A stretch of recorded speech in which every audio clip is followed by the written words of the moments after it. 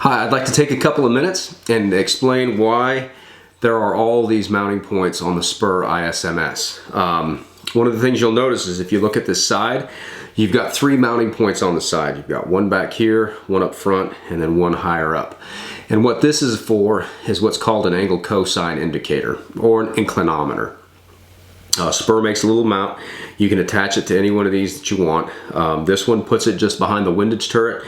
This one puts it down lower where you can see it a little bit better, but now it overlaps with the action. And then this one brings it a little closer to your face if you just want everything on the angle cosine indicator to be a little bit bigger.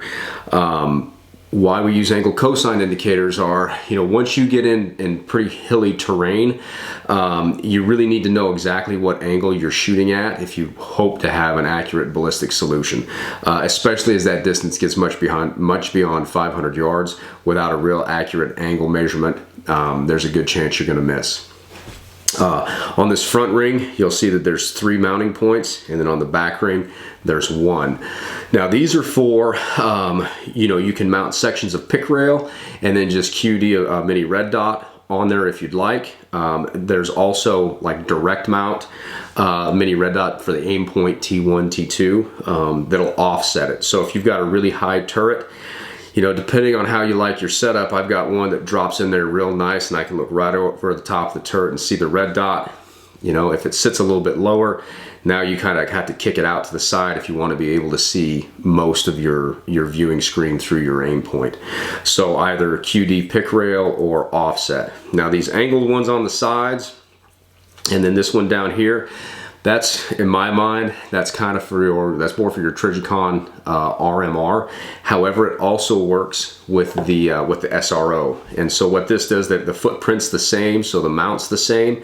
If you don't want to have, a big old aim point T1, T2, you can put, this is an SRO, and then the RMR is just, but this protrusion isn't there. It just sticks straight up, the viewing screen does. Now this is an open emitter and this is a closed emitter, and you kind of got to know when to use what.